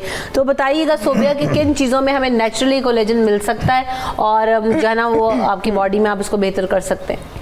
जैसे अभी डॉक्टर साहब ने बताया था कि एक मटेरियल चाहिए होता है आपको दीवार के लिए, बिल्डिंग के लिए, ऐसा ही है। तो ऐसे ही हमारा कोलेजन जो होता है उसको भी हमें हमारी बॉडी को उसकी नीड होती है। तो इस तरह है कि अगर वो दीवार आपने बना दी है या बिल्डिंग आपने तैयार कर लिया, ये नहीं है कि उसके बाद उसको कभी मेंटेनेंस की ज़रूरत नहीं है। इसी तरह हमारी डाइट जो है हमें डेली बेसिस पे उसकी नीड हमारी डिफरेंट होती है, हर बॉडी के लिहाज से डिफरेंट होती है, एज के लिहाज से डिफरेंट होती है। तो अक्सर लोगों का मानना है कि जैसे जैसे उनकी एज ज़्यादा होती जाती है उनको कम खाना चाहिए या उनके न्यूट्रिएंट टेक जो है वो कम होनी चाहिए, शायद वो मतलब मोटे हो रहे हैं या उनकी नीड कम हो गई है, तो ऐसा नहीं है। जैसे जैसे आप मतलब ज़्यादा एज हो रही होती है आपकी न्यूट्रिएंट इनटेक बढ़ जाती है, उसके आपके मतलब आपको कोलेजन की नीड भी उसी तरह से बढ़ जाती है। आपको डेली आप अपनी रूटीन में फ्रूट्स वगैरह, वेजिटेबल्स वगैरह, आपको पहले बहुत ज़रूरी है कि आपको पता होना चाहिए कि आपको कोलेजन मिलता किन चीज़ों से। लाइक कोलेजन के लिए आपको ये प्रोटीन है, हम जानने की कोशिश करेंगे ये किन चीज़ों में मिलेगा हमें। हाँ, प्रोटीन है, तो प्रोटीन के जो रिच सोर्सेज होते हैं जैसे वो बीफ है, मटन है, चिकन है, फिश है, उसमें बीन्स आ जाते हैं, एग आ जाता है और डेयरी प्रोडक्ट्स आ जाती हैं। और इसलिए ज़रूरी है कि आप अपनी डाइट में हर चीज़ ऐड करें और उसका एक प्रोपोर्शन होना चाहिए कि आप मीट भी ले रहे हैं, डेयरी भी ले रहे हैं, वेजिटेबल्स भी ले रहे हैं, तो उसके साथ होल ग्रेन वीट भी ले रहे हैं, तो ये सब कुछ आपकी बॉडी को मिल रहा होगा तो आपका कोलेजन। तो यानी जिन मीट्स में और जिन वेजिटेबल्स में प्रोटीन इंटेक ज़्यादा होता है, प्रोटीन कंटेंट ज़्यादा होता है, उसी में कोलेजन हमें मिलता है। यहाँ पे एक चीज़ ऐड करना चाहूँगी कि सबसे बड़ा सोर्स कोलेजन का जो यखनी होती है, चाहे वो बकरे के गोश्त की हो, चिकन की हो, बीफ की हो, यखनी में सबसे ज़्यादा कोलेजन कंटेंट होता है। उसके बाद फिर ये सारी चीज़ें आती हैं, ग्रीन लीफी वेजिटेबल्स हो गई, नट्स हो गए, बेरीज हो गई, इन सब चीज़ों में कोलेजन है। और इसकी प्रोडक्शन को कोलेजन की जो डिग्रेडेशन है उसको कम करने के लिए स्टार्ट शुगर्स हमें अवॉइड करनी चाहिए, जैसे चीनी, मीठा जो हम नेचुरल नहीं होता और आर्टिफिशियल सोर्स में लेते हैं, और कार्ब्स, ये दोनों चीज़ें जो हैं कोलेजन की प्रोडक्शन को कम करती हैं बॉडी में। तो जो चीज़ें बढ़ाती हैं उसका इंटेक ज़्यादा रखें, ऐसा ही है। अच्छा डॉक्टर साहब, जब हम बात करते हैं कि आर्टिफिशियली इंटेक की जब बात करते हैं तो ये किस हद तक ठीक है, लेना चाहिए, नहीं करना चाहिए, या जो है कोई इसके लेवल्स हैं? देखिए, जो बॉडी के लिए चीज़ें होती हैं ना खाने पीने में, तो मैं हमेशा बताता हूँ कि they are very good for health body, हर चीज़ के लिए। जैसे vitamin C is very good for this thing, broccolis जो हैं, ग्रीन लीफी वेजिटेबल्स हैं, जिस अभी भी डिस्कस हो रहा था, they are very good for the skin. इन्होंने कोई ऐसा धमाका नहीं करना। ये हम अगर कोलेजन पीते, अभी तो लिक्विड कोलेजन है, ये पीते भी हैं, आपके लिक्विड कोलेजन पी लें, आपको इससे कोई इफेक्टिविटी नहीं मिलनी। कोई ऐसा नहीं होना कि बंदा कहेगा यार ज़बरदस्त इफेक्ट आ गया, कतई ऐसी बातें नहीं है। ये सिर्फ बुकिश बातें हैं, किताबी बातें होती हैं कि जो इसमें किया जाता है, हम भी पढ़ते हैं उसके अंदर, मगर जब आप प्रैक्टिकल, एक चीज़ होता है बुक, एक होता है प्रैक्टिकल। जब प्रैक्टिकली देखो, मैं किसी को 10 साल कोलेजन पिला दूँ और अगर उसके इनहेरिटेंस के अंदर उसकी स्किन में है कि उसके रिंकल्स आने हैं, तो कुछ नहीं हो सकता उसके अंदर। आपको ये चीज़ें they are good for health, for skin, for everything, मगर आपकी मेंटेनेंस जो करनी है वो आपने और चीज़ों से अपनी करनी है। आपने जो बचाव अपना करना है, that is the most important. मैं बताता हूँ कि that is the sun exposure, जिसने डिस्टॉर्ट करना है। अब कोलेजन एक दफ़ा डिस्टॉर्ट हो गया, ये कभी दोबारा किसी लिक्विड से, किसी चीज़ से नहीं, बिल्कुल गलत झूठ बोला जाता है आके कि हाँ जी ये कोलेजन पी लेने से आपका रिंकल्स दूर हो जाएंगे, चले जाएंगे। दे आर गुड फॉर उसकी बेटरमेंट के लिए। अगर हम आएँ, अब उसका एक चीज़ आ गया, रिंकल्स आ गए, अब तो किसी कोलेजन ने उसको ठीक नहीं करना। इतना बॉडी कोलेजन डेवलप नहीं कर रही होती कि हम कहें कि उसने वापस अपनी टॉटनेस पे आ जाना है। उसके लिए डिफरेंट प्रोसीजर्स हैं जो जिस तरह हम करते हैं। अगर कहीं अगर रिंकल्स आ गए हैं तो हम क्या करेंगे, अगर हम उसमें फिलर्स डाल रहे हैं, what is a filler? Filler जैसे मैंने पहले शुरू किया था, filler is hyaluronic acid. Hyaluronic acid क्या है? ये सीमेंट है, जो मैंने कहा था ना दीवारों में सीमेंट और रेत डालना है। अब वो जो हमने रेत और सीमेंट डाला हमारे स्किन के अंदर, उसने कोलेजन को क्या किया, उसने जाके पानी एब्जॉर्ब किया। जैसा रेत सीमेंट करते हैं, तो हाइल्यूरोनिक एसिड ने पानी एब्जॉर्ब किया और जो कोलेजन था उसको हाइड्रेट किया। हाइड्रेशन के बाद तब उसकी जाके टॉटनेस आती है। बाकी जितनी ये मशीन्स वगैरह हैं, या हाईफू है, या आपकी जितनी कोलेजन प्रोड्यूसिंग मशीन्स हैं, इनमें कभी भी ऐसा कोलेजन प्रोड्यूस नहीं होता। एक हल्का सा एक आता है, बेटरमेंट आएगी, कभी आपको ऐसा रिजल्ट नहीं आएगा कि आप कहोगे कि मरीज को कभी ज़बरदस्त इसका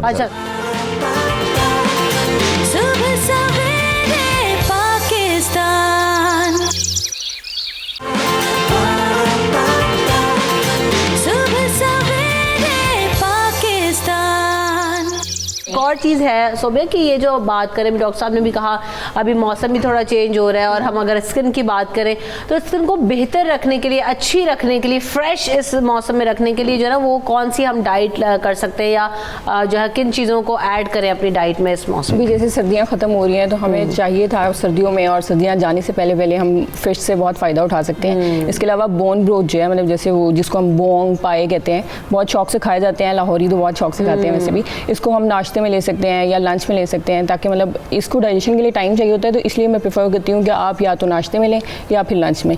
और हमारा कुछ इस तरह की हमारी रूटीन होती है कि हम रात का खाना इतना लेट खाते हैं, उसके बाद फ़ौरन सो जाते हैं, तो इसलिए बेहतर है कि अगर उसको लंच में या उसमें ऐड कर लें। और दूसरी बात ये है कि जैसे इन्होंने अभी बताया, कोलेजन को एब्जॉर्ब होने के लिए विटामिन सी चाहिए होता है, जिंक चाहिए होता है, sorry vitamin C, zinc, copper, ये सारे चाहिए होते हैं न्यूट्रिएंट्स, तो वो आपको वेजिटेबल से मिल सकते हैं। जिंक और कॉपर तो आपको सेम सोर्सेज से मिलते हैं, जैसे आपको प्रोटीन मिल रहा है, जैसे आपको कोलेजन मिल रहा है, लेकिन आपको विटामिन सी के लिए vegetables, green vegetables, red bell pepper, green bell pepper, आपको सिट्रस फ्रूट्स जितने भी ऑरेंज, अभी तो ऑरेंजेस वगैरह इतने ज़्यादा ऑरेंज और स्किन के लिए आपकी बहुत ज़्यादा अच्छे होते हैं। जितने भी फ्रूट्स हैं वो आप अपनी डाइट में जितना ऐड कर सकते हैं, ताकि आप जो कोलेजन आप अपनी उससे ले रहे हैं फूड से, वो आपको मतलब उसकी एब्जॉर्प्शन भी ज़्यादा हो, तो उसको यकीनी बनाना चाहिए मेरा ख्याल है। ये जो जल लटक जाती है स्किन, ये और जो है ना वो हाथ पे हम देख रहे होते हैं कि हाथों से जो है ना वो डिटैच होना शुरू हो जाती है स्किन, यहाँ पर ख़ास तौर पर जो एजिंग की तरफ जब बढ़ते हैं, उसको कैसे प्रिवेंट कर सकते हैं डॉक्टर? जी, इस तरह है कि देखें, आपको हमेशा हम कहते हैं हाइड्रेट करें अपनी स्किन को, that is the most important thing. Hydration के अंदर कोलेजन नहीं आता, लोकल कोलेजन नहीं होता कि जो हाइड्रेट करे। हाइड्रेशन में हाइलुरोनिक एसिड ज़रूर है कि जो, जैसे हम पहले बता रहे थे कि जो एक सीमेंट का काम देता है, मगर याद रखें, बड़ी इंपॉर्टेंट बात बताने लगा हूँ, हाइलुरोनिक एसिड जो जिन क्रीमों में या लोशंस में डाला होता है, हाइलुरोनिक एसिड ने वाटर एब्जॉर्ब करके अपनी पोटेंसी बढ़ानी होती है। कभी कभार ये नेगेटिव इफेक्ट दे जाता है, क्योंकि जब आप स्किन पे लगाते हैं और अगर मौसम आपका ठंडा है तो वो हाइलुरोनिक एसिड क्या करेगा, वहाँ पर से आपके जो बॉडी का अपना वाटर एब्जॉर्ब कर लेगा, तो बॉडी के जो आपकी स्किन है उसमें वाटर की डिप्लीशन हो जाएगी, तो उसकी वजह से आपको उसका रिजल्ट अच्छा नहीं मिलेगा। इसलिए ये नेगेटिविटी की तरफ भी जा सकता है उसके अंदर। ज़्यादा इंपॉर्टेंट उसमें हाइड्रेशन में क्या चीज़ें आती है, एलोवेरा इज़ वेरी गुड। ये जैसे एलोवेरा वाली क्रीम्स होती हैं, ये एंटीऑक्सीडेंट्स होती हैं, और ये उसमें हाइड्रेशन में, क्योंकि इन्होंने क्या करना है, बॉडी के अंदर जाके आपकी एक लेयर बनानी है। उस लेयर ने क्या करना है, जब आपने लेयर बनानी है तो आपका ट्रांस एपिडर्मल वाटर लॉस खत्म हो जाए, जो पानी का लॉस हो रहा है वो खत्म हो जाए। एलोवेरा लेके मसाज भी कर सकते हैं हाथों के ऊपर? बिल्कुल कर सकते हैं, उसको किसी मॉइस्चराइजर में एलोवेरा को ऐड कर लें किसी चीज़ में, ताकि इससे वेरी गुड थिंग, उससे क्या होगा कि आप बचा सकते हैं ये जो अर्ली एजिंग, अर्ली रिंकल्स, ढलकना ऑफ द स्किन, ये बहुत बेहतर हो सकती हैं। So hydration of the skin is the main thing कि जो इंसान अच्छा, एक और चीज़ मुझे याद आई जब डॉक्टर साहब बात कर रहे थे सानिया, कि अक्सर ये भी होता है ना कि मुंह पे तो हम लोग इतना काम कर लेते हैं, और खासतौर पर खवातीन की बात करें तो इतना मेकअप कर लेती हैं तो कुछ पता तो चलता नहीं है फिर, लेकिन क्या कहते हैं, जब वो हाथ पाँव पे नजर पड़ती है तब पता लगता है कि अच्छा, वो कहते हैं कि किसी की असल उम्र जानना हो खवातीन की खास तौर पे, तो उनके हाथ देख लो, तो हाथ देख के पता चल जाता है कि उम्र कितनी है, स्किन, वो सारी चीज़ें, तो उसको कैसे जो है वो केयर करना, यहाँ पे कैसे मेकअप कर लेंगे कि पता ना चले? अच्छा, ये बहुत इंटरेस्टिंग चीज़ है, लेकिन हम जो डर्मेटोलॉजिस्ट कहते हैं, क्योंकि हम स्किन स्पेशलिस्ट और तरह से एजिंग को देखते हैं, हम नेक से एजिंग को देखते हैं, ठीक है, और जरा वो चीज़ें सिखा के जाए। हम कहते हैं नेक दिखाएं तो खवातीन हाथ बचा लिया करती है। अच्छा, हम डर्मेटोलॉजिस्ट नेक से एजिंग को देखते हैं, लेकिन इसमें ये है कि अगेन मैं कहूँगी, क्योंकि नेचुरल सोर्सेज तो ऑब्वियसली बैलेंस डाइट रखनी चाहिए, हाइड्रेशन रखनी चाहिए। अब अगेन उसी पे मैं आऊँगी, कोलेजन पे, कि उन ड्रिंक्स के अंदर हाइलुरोनिक एसिड, ये सारी चीज़ें एडेड होती हैं। सही है। सिर्फ ना सिर्फ ये कि स्किन को बेहतर करती हैं ये चीज़ें, बालों को, नाखूनों को, और इंटरनल जितने ऑर्गन्स हैं आपकी बॉडी के, क्योंकि सर से लेके पैर तक, जिल्द हो गई या आपका कोई भी जिस्म का एज़ा हो गया, कोई भी ऑर्गन हो गया, सबका ये लेवल्स जो कोलेजन, हाइलुरोनिक एसिड, जितने elastin tissues, connective tissue age के साथ साथ डिक्रीज़ हो रहे हैं, इन ड्रिंक्स की मदद से या बैलेंस डाइट की वजह से, बैलेंस डाइट तो ऑब्वियसली देती है, चीज़ों को रिप्लेस करती है, करेक्शन की तरफ लेके जाती है, बट उस लेवल पे नहीं जितनी रिक्वायरमेंट है, तो इसमें हमें कुछ चीज़ें एक्स्ट्रा ऐड करनी पड़ती हैं, वो हम ये सप्लीमेंट्स की सूरत में ऐड कर सकते हैं। कोलेजन हो गया, अगर हम ये नहीं करना चाहते, अब सिर्फ अगर हाथों का आप कह रही हैं, तो उसमें हमारे पास मल्टीपल चीज़ें आ जाती हैं। हम बोटॉक्स से रिंकल्स को गायब कर सकते हैं, हम फिलर से कर सकते हैं, मशीन्स डिफरेंट आ चुकी हैं, लेजर्स जो एजिंग साइंस को रिड्यूस कर देती हैं। तो ये जो आपने ड्रिंक्स की बात की है, कौन सी एज में ले सकते हैं? 20 ईयर्स के बाद दे सकते हैं, लेकिन उसमें हमने इंडिकेशन देखनी होती है। 35 के बाद थोड़ा ड्यूरेशन हमें बढ़ाना पड़ता है, लाइक 20 ईयर्स जब स्टार्टिंग एज हो, तो 20 ईयर्स के बाद आप स्टार्ट कर सकते हैं फॉर 8 वीक्स। थेरेपी होती है, उसके बाद 6 महीने बाद, साल बाद, 1.5 साल बाद कोर्स रिपीट करना चाहें, वो क्लाइंट की अपनी मर्जी होती है। और जैसे जैसे एज बढ़ती है, लाइक 40s में आके अक्सर ख़वातीन को 45 में आके मेल्स को भी इवन जॉइंट्स की या बोन्स का इशू शुरू हो जाता है। बहुत एक्सपेंसिव होता है या जो है ना, क्या प्राइस रेंज होती है? नहीं, इसकी प्राइस रेंज है अप्रॉक्सीमेट जो मैं यूज़ करवाती हूँ और करती भी हूँ, वो है 5500 की बॉटल है 500 ml, और 2 बॉटल्स का वो कोर्स होता है, 8 वीक्स थेरेपी वो होती है, और डेली इंटेक उसका बेड टाइम पे करना होता है, क्योंकि जब 2 टाइम्स उसके बेसिकली रिकमेंड किए जाते हैं, या तो एम्प्टी स्टमक मॉर्निंग में ले लिया जाए, उसकी एब्जॉर्प्शन अच्छी हो जाती है, या फिर बेड टाइम पे लिया जाए, क्योंकि जब बंदा सो जाता है तो जो भी प्रोसेस बॉडी में होना हो मेटाबॉलिज्म का, उसको सफिशिएंट टाइम मिल जाता है अपना। तो मतलब ये सिरप की तरह या टी की तरह जो ना, एग्जैक्टली लोग ना ये एक्सपेक्ट ना करें कि ठीक है, मैंने बोला it's a very good thing, हाँ कि वो शक्ल, वो ये ना सोच के आए कि जी मेरा कुछ होना है, it's a good thing for this. ऐसे ही। अच्छा, हम ज्यादातर जो बात करते हैं ना, वो हेल्दी होने की तरफ बात करते हैं। हमें ये नहीं कहना कि आप चिट्टे हो जाएंगे, आपकी चमड़ी यहाँ से लेके यहाँ तक खिंच जाएगी, ऐसा भाई कुछ नहीं होता। ये डॉक्टर साहब तो बहुत बेहतर तरीके से बताते रहते हैं कि भाई कोई चमत्कार नहीं हो जाएगा एकदम। बिल्कुल सही बात। मैं कह रही हूँ, एक कॉस्मेटोलॉजिस्ट होने के बावजूद वो इतना सच बोल रहे हैं स्क्रीन पे। ये अवेयर करना, फिर बाद में आके जो ना लोग कहते हैं हमारा कि मकसद ही देखिए इन प्रोग्राम्स में आने का होता है कि घर बैठ के हम लोगों को एक ऑनेस्ट ओपिनियन दें, एजुकेट करें, ऑनेस्ट ओपिनियन दें, ताकि गलत तरफ लोग ना निकल जाएं। आजकल इतनी ड्रामाज आ गए हैं स्किन के अंदर, जब से एस्थेटिक आया है तो इतनी लेजर्स और इतनी चीज़ें आई हैं जिसमें तो झूठ बोल के मरीज को कहा जाता है कि आपकी ये चीज़ हम आपकी सारी जिंदगी। इसलिए हम बहुत ज़्यादा बेसिक और बहुत चीज़ें लेकर आते हैं कि आप एजुकेट हों, और उसके बाद आपने जो करना है, चॉइस इज ऑल योर्स, लेकिन हम आपको सारे पर्सपेक्टिव बताते हैं। अब देखें ना, दोनों अलग अलग बात भी कर रहे थे, लेकिन उन्होंने दोनों चीज़ों को बताया भी है।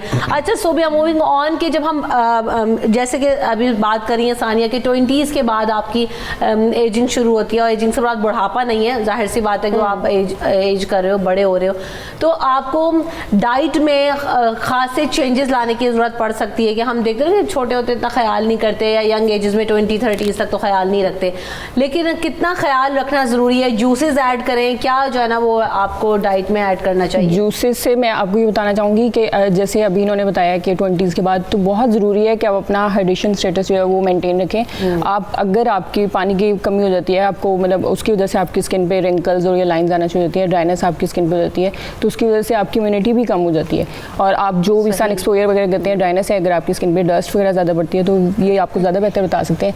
लेकिन ये है कि हाइड्रेशन लेवल मेंटेन रखने के लिए आप अगर डेली रूटीन में जूसेस वगैरह ऐड करते हैं, जैसे अभी सर्दियाँ थी और अभी आजकल जो मौसम है उसमें ये होता है कि हमें प्यास का इतना पता नहीं चल रहा होता कि हमें प्यास लग रही है या नहीं लग रही है, तो हम पानी का थोड़ा कम इनटेक कर देते हैं।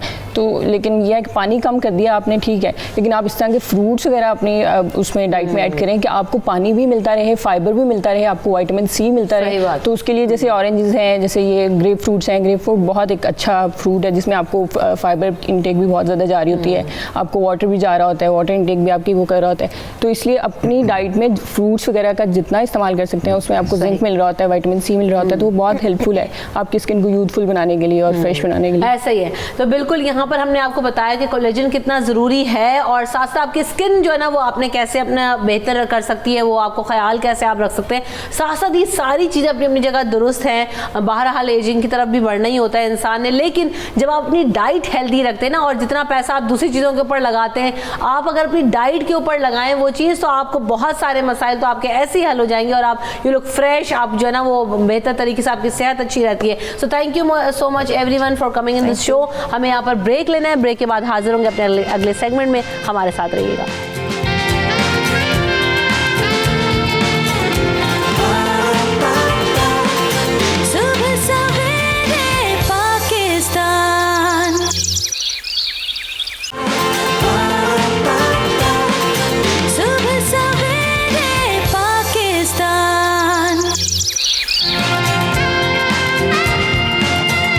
तो बदलते मौसम के साथ ट्रेंड्स बदल जाते हैं, और जो है जहाँ पहनावे तब्दील होते हैं, जहाँ पर ग़िज़ा तब्दील होती है, वहाँ पर मेकअप कैसे तब्दील ना हो, तो जनाब बड़ा मैटर करता है कि किस मौसम में कैसा मेकअप करना है। ख़ास तौर पर आइए चलकर देखते हैं कि आज मेकअप आर्टिस्ट हमारे साथ दो मौजूद हैं, वो किस तरह के मेकअप्स कर रहे हैं, तो उनसे जानने की कोशिश करेंगे। क्योंकि हम अक्सर देख रहे होते हैं कि गर्मियों में स्किन को हम ऑयली स्किन हो जाती है, बहुत ज़्यादा प्रॉब्लम्स होती हैं, और हमने धूप में निकलना होता है तो बहुत ज़्यादा चमकता हुआ शिमरी मेकअप या शिमरी लिपस्टिक्स का इस्तेमाल आप नहीं करते हैं, डे लाइट में कैसा मेकअप करें, इवनिंग में कैसा मेकअप हो सकता है, तो आज ज़रा टिप्स लेने की कोशिश करेंगे। हमारे साथ दोनों मेकअप आर्टिस्ट मौजूद हैं और उनसे जानते हैं कि मेकअप में चेंजेस क्या लेकर आ रहे हैं और जैसे सीजन चेंज हुआ है। सो विकी हमारे साथ मौजूद है, विकी को वेलकम करेंगे शो में, और साथ साथ सबा मेरे साथ है। वेलकम टू द शो सबा। सबसे पहले तो ये बताइएगा कि कलर्स चेंज हो जाते हैं, कपड़े चेंज हो जाते हैं, फैब्रिक्स चेंज हो जाते हैं, मेकअप भी चेंज होना कितना ज़रूरी है? वो एक ही मेकअप हमने नहीं करना, तो गर्मियों में किस तरह का मेकअप करना चाहिए?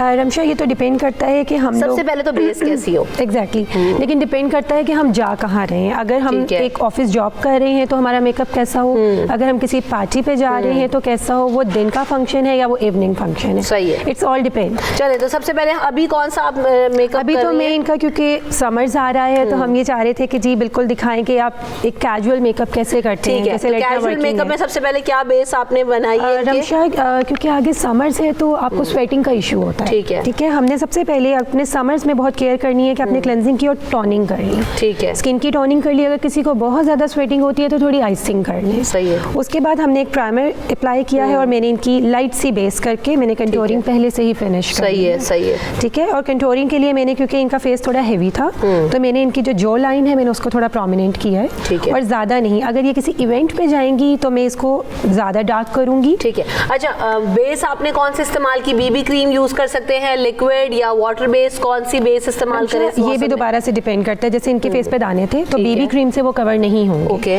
मैंने इनके फेस पे लिक्विड बेस यूज की। सही है। और उसके बाद ऊपर थोड़ा सा मैंने कॉम्पैक्ट कर दिया ताकि स्वेटिंग। ओके, सो विकी, आप कौन सा भी लुक, कैजुअल लुक की अगर बात करें तो आपका कौन सा जो है वो बेस वगैरह इस्तेमाल करते हैं? आजकल आपको पता है कि जैसे मौसम चेंज हो रहा है तो उसके लिहाज से हम ये देखते हैं कि सबसे पहले क्लाइंट की स्किन क्या है, और हम रेकमेंड भी यही करते हैं कि जिनकी स्किन बिल्कुल नीट है, क्लीन है, कोई एक्नी का इशू नहीं है, कोई ओवर ऑयल का इशू नहीं है, तो उनको हम उस तरीके से रेकमेंड करते हैं। जब हमारे पास क्लाइंट आता है तो क्लाइंट को हम फर्स्टली जो है वो यही चीज़ पूछते हैं कि आपकी स्किन कैसी, आपको ऑयल बहुत ज़्यादा है, या समटाइम कोई नहीं बता सकते तो हम उनकी स्किन देख के हम आइडिया कर लेते हैं कि इनको फेशियल की ज़रूरत है, इनको क्लिनजिंग की ज़रूरत है, या फिर इनको घर में केयर की क्या ज़रूरत है। उसके अकॉर्डिंग जो है हम उनको मेकअप की जो बेस है वो अप्लाई करते हैं। समटाइम होता है आपने कौन सी बेस अप्लाई हमने बिल्कुल वन गो बेस की, हमने इनका लाइट सा फाउंडेशन यूज़ किया है, उस पर लाइट सा कॉम्पैक्ट किया, क्योंकि आपको पता है जब गर्मी होती है ऑयल रिड्यूस होता है, तो जितना ओवर आप मेकअप करती हैं उतना ज़्यादा आपकी स्किन जो है वो थोड़ी सी हॉरिबल और डबल टोन ऑटोमेटिक हो जाता है। क्योंकि आपको पता है जब आप कंटूरिंग भी करेंगी, ब्लश ऑन भी करेंगी, तो उसमें क्या होगा, जैसे ही ऑयल रिड्यूस होगा आपकी स्किन पे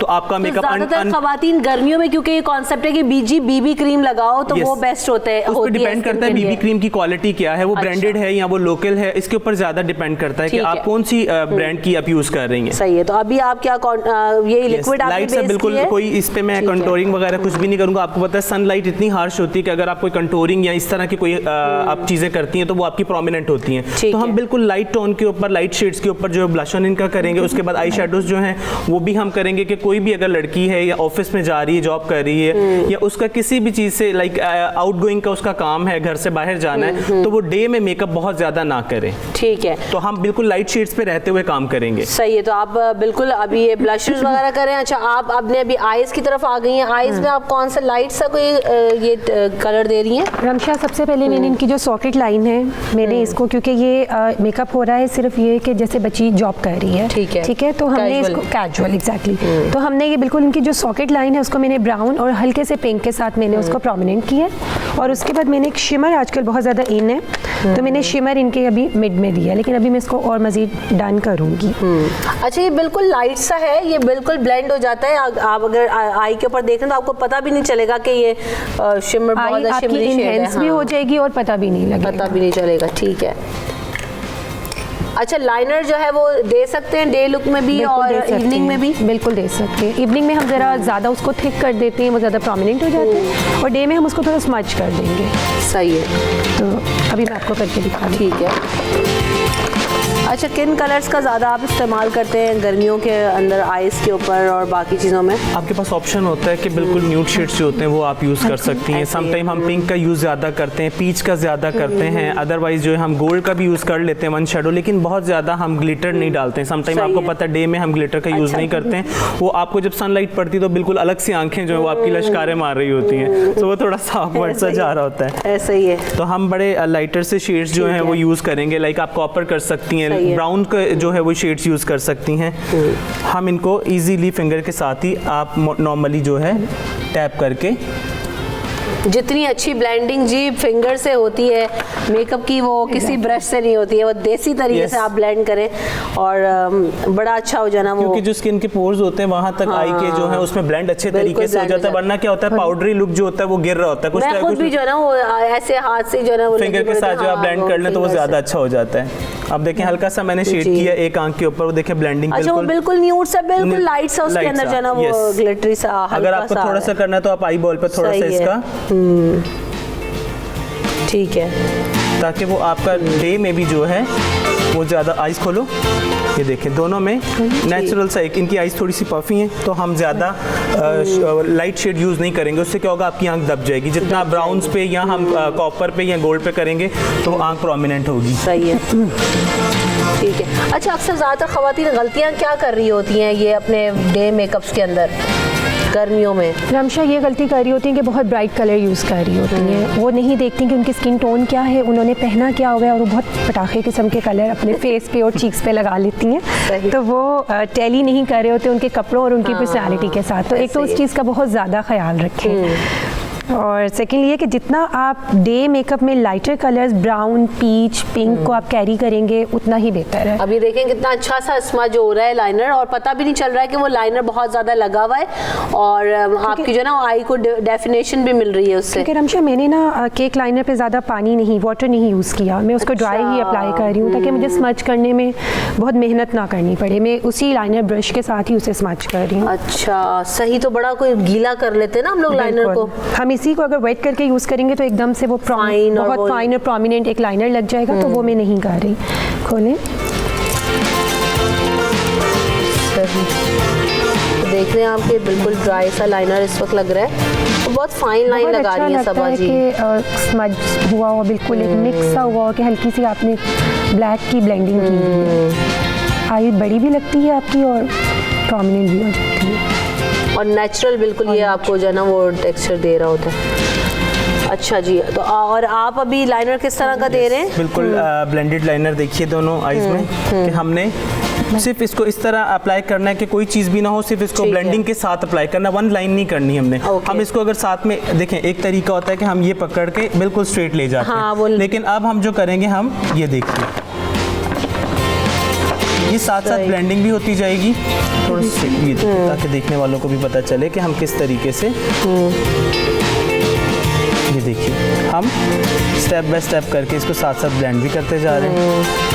अगर आपके पास ब्रशेस अवेल नहीं है ब्लेंडिंग के लिए, तो आपके पास सिर्फ लाइनर का एक ब्रश है, तो आप कॉटन बड के साथ भी लगा के इसको और इसको ब्लेंड कर सकती हैं। अच्छा ये बड़ा मसला होता है ना कि ये अच्छा ब्रश नहीं मिल रहा है, और ख़ास तौर पे घर में कोई तकरीब हो, आपको इमरजेंसी हो, तो देखें कैसे लाइनर ब्रश गायब होगा घर से। आपको मैं बताऊं, कॉटन बड के साथ आप कंप्लीट मेकअप अपना कर सकती हैं, लिपस्टिक तक भी आप लगा सकती हैं अगर आपके पास ब्रशेस नहीं है, आपके पास कोई चैलेंज आ जाता है तो।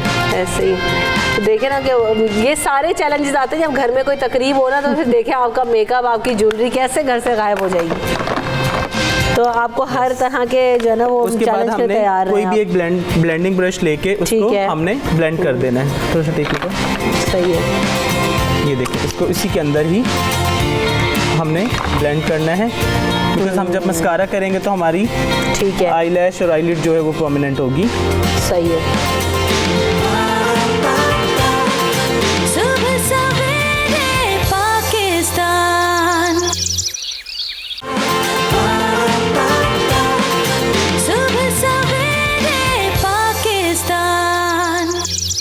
वो केकी और क्रैकी जो बेस होती है सबा, उससे कैसे बचना है? और फिर जब जैसी देखे ना फेस पे स्वेट आता है, ये आपने इधर हाथ फेरा और पूरी बेस उतर जाती है, ग्रे कलर का अंदर से निकल आता है, वो स्किन और बेस मिलके कुछ अजीब सा, तो वो कैसे उसको बचाना है? एक तो यही कि हमने सबसे पहले टोनिंग करनी है। जब हम टोनर करते हैं, टोनिंग क्या है, कैसे करें? हम कोई भी टोनर यूज कर लें, कुछ भी नहीं है तो रोज वाटर लगा लें। अच्छा, उसके बाद आप लोग आइसिंग कर लें, उससे क्या होता है कि आपके पोर्स मैक्सिमम बंद हो जाते हैं। सही है। जब वो बंद हो गए, उसके ऊपर आपने अपना प्राइमर लगाया, उससे वो मजीद मिनिमाइज हो जाएंगे।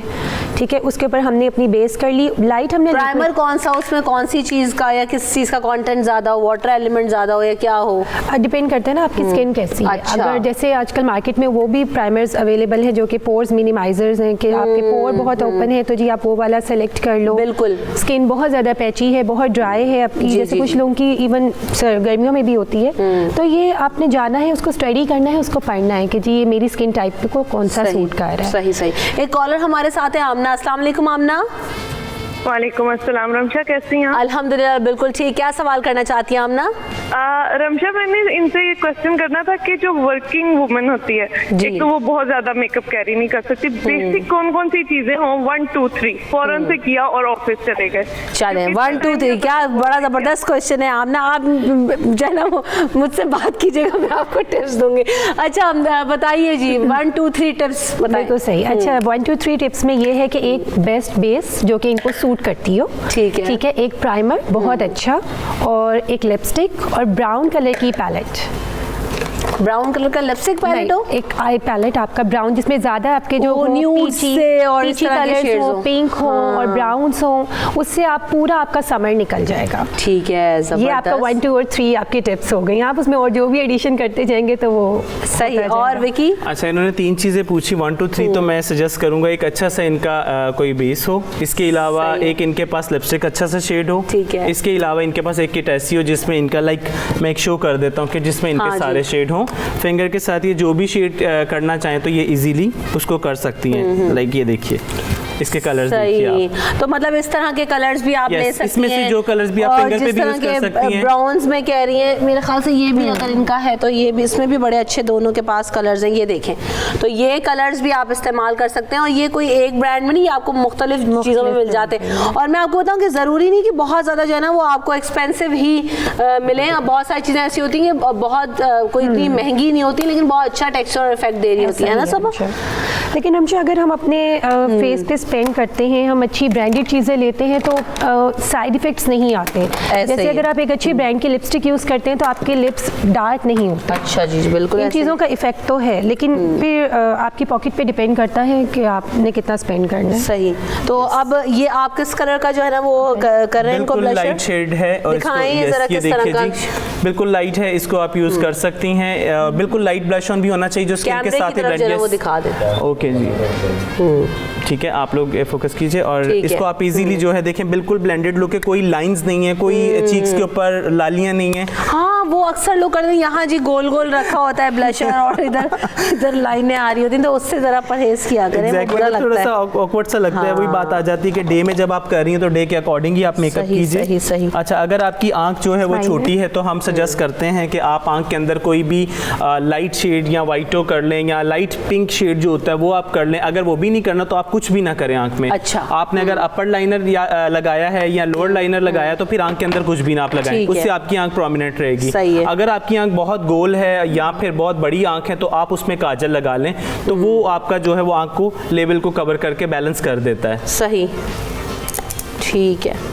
तो अब आप क्या करने जा रहे हैं अब विकी? अब हम ये कि इनकी आईज के नीचे हल्का सा एक शेड देंगे, लाइक कोई भी पिंक या कोई भी लाइट शेड, जैसा कि मैंने आपको बताया कि अगर आपके पास ये है ब्लश ऑन भी इसमें से आप ले सकती हैं। आप लाइट आंखों के नीचे कोई एक शेड भी कर सकती हैं। ऊपर देखें, ये देखें, आपने क्या करना है, हल्का हल्का सा अच्छा आंख के नीचे आपने इसको यूज़ करना है।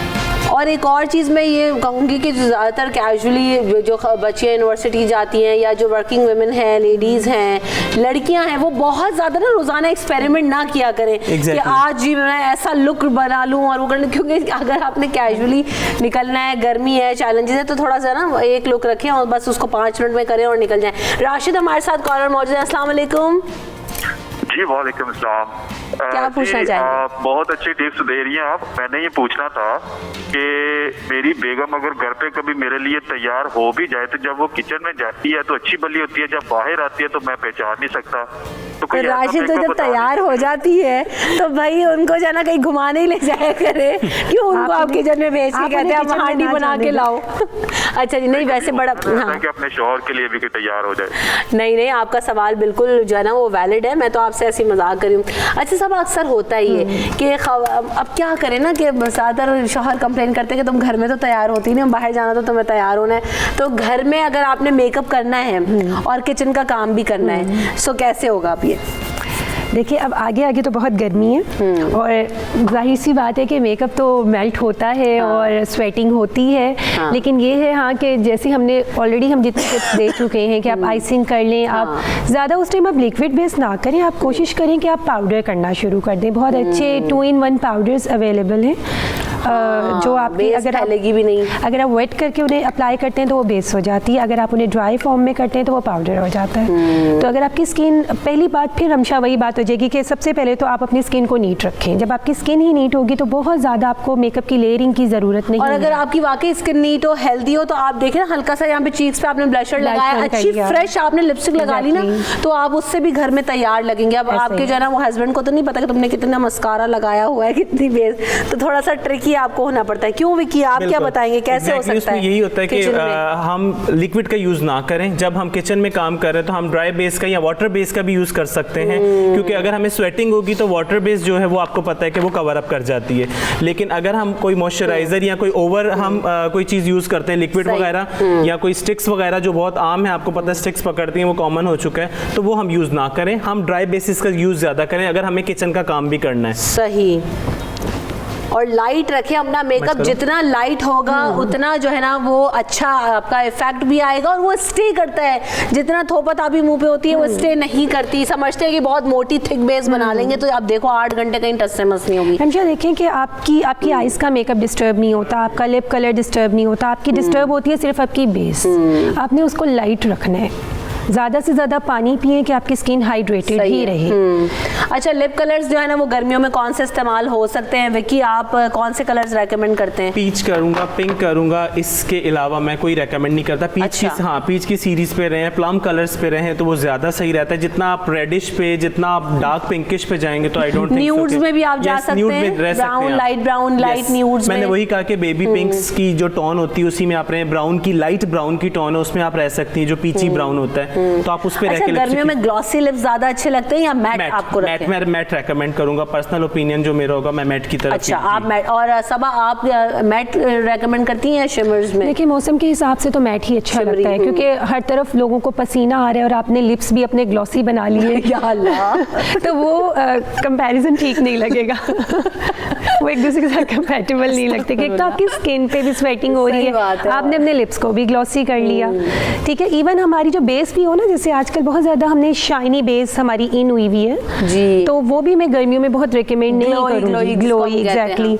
वो लोगों को ये लगेगा गर्मियों में कि आपको स्वेटिंग हुई हुई है, आपको पसीना आया हुआ है और आपकी स्किन शाइन कर रही है, आप थोड़ा मैट ही मेकअप में रहिएगा। सही। और क्या कहते हैं, कलर्स कौन से हों लिपस्टिक के? कलर्स एग्जैक्टली यही, पिंक, पीच, लाइट ब्राउन।